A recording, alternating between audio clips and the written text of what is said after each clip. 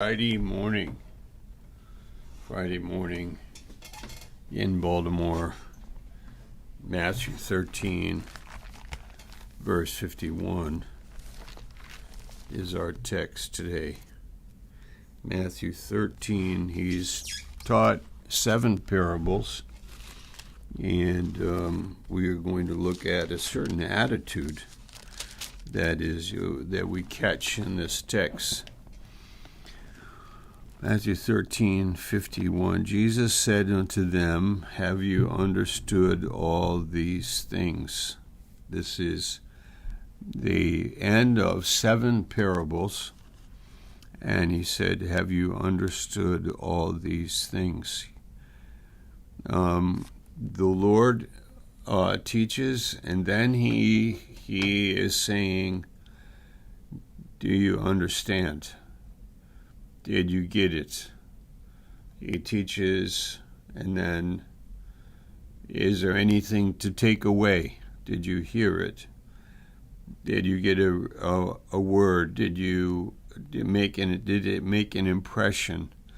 Do you understand? This is something that could be asked in every church, and every fellowship, every rap, every encounter, engagement, where there is the transfer, where there is a ministry of the understanding. That did you understand? Imagine people that go to church or any religious service, Hindu or Buddhist or anything, any Islamic, anything Christian, any religious exercise, and the people are dumb, indifferent, passive, going through the motion, and no understanding.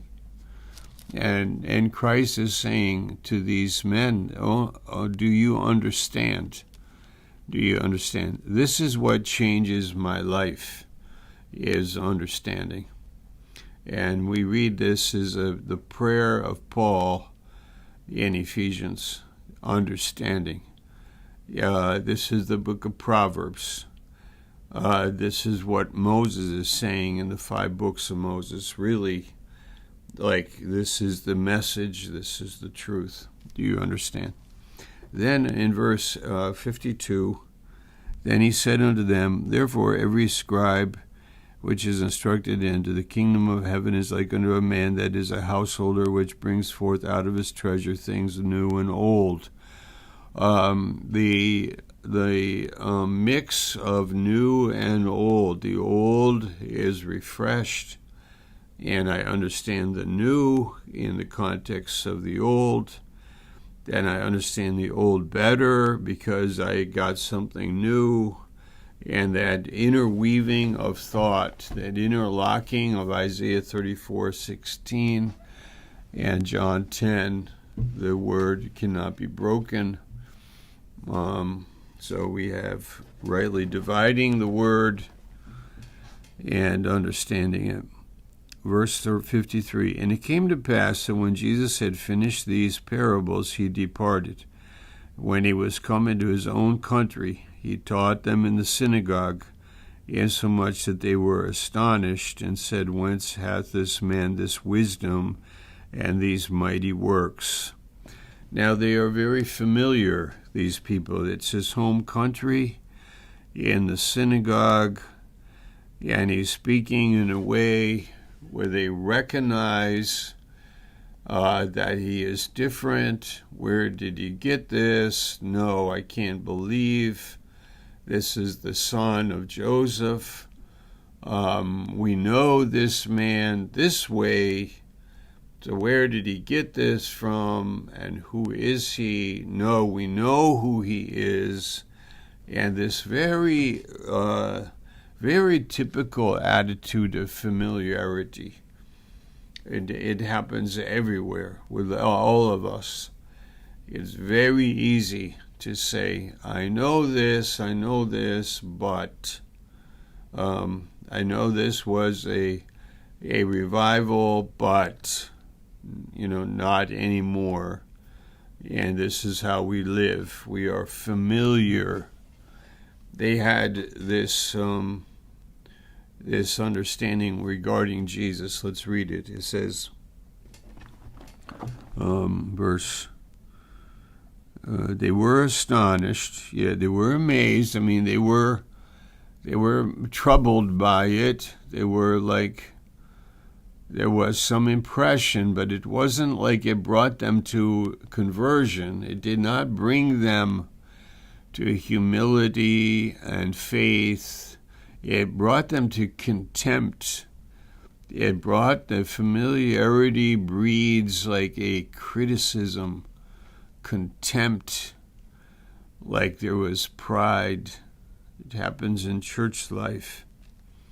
Verse 55, is not this the carpenter's son? Is not his mother called Mary? And his brethren, James, Joseph, Simon, and Judas, these are his family. It's like, come on, he isn't anything special. No, what's going on? It was like, what's going on? But it was in the context of pride and being in unbelief and being familiar. And they didn't, they were in charge. They were in charge with a familiar attitude and spirit. Verse 57, they were offended in him. They were offended him. Now just think of the previous verses. He has taught 7 parables, and the people are deeply affected by those parables and his teaching, and they had take-home understanding that changed their lives. Now the opposite, and that is, they know who he is in the flesh, they know his family, they're offended by him, the same person, but received 2 different ways. Wow. Same person, the same potential for blessing. One is and one is not. They were offended in him. Let me finish here. It says, but Jesus said unto them, a prophet is not without honor, save in his own country and in his own house. He is honored. Another way to say it is that he is honored everywhere he's going, except at home, in his own country and in his own house. And he did not many mighty works there because of their unbelief. Where's the unbelief coming from? The pride. Where's the pride? They are familiar. That produces, they have the pride, produces the familiarity, the criticism, the attitude of contempt, the small person, and yet he doesn't do anything there. There's no change, no salvation, no real deliverance, no change. You want to have in your life change. Pastor Schaller is preaching in Marlborough this weekend. They have a great conference there. I'm sure a lot of people gathering. Go down and see him if you're up in Maine or anywhere up there in New England. Go from Connecticut. Go to Marlborough and have a good time. And get ready for coming down here to Baltimore next week. We have pre-convention week. And then the next week is convention. We are getting it all set up and ready to go for the Zoom meetings for those in Europe that are not able to come. And we are going to have a very good week together.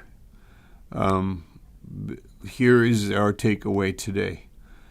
Guard your heart from that plague that can happen anywhere in my life, in the work of the ministry, in the church life. Not the habits, but the spirit. Be a worshiper. Be very careful how you walk with him, Because in this story, in these verses, we have two groups. One is understanding, and their lives are being changed. The other one is familiar, and they are contemptuous regarding him. I can be contemptuous regarding the pastor, the church activities, the habits, the reading of the Bible, the prayer, the evangelism. I can look at those things, and nothing happens. There's nothing that's going on from God. But look for the work of God. The work of the Lord is sought out by them, all them that have pleasure therein. This is Psalm 11, verse 2. I will consider the work of God, Ecclesiastes 7, verse 20. And let us walk very sacredly before the living God, and he will keep us fresh, and our understanding will be renewed, and we will understand more and more, and God will do things in our midst by his grace. Amen. God bless you.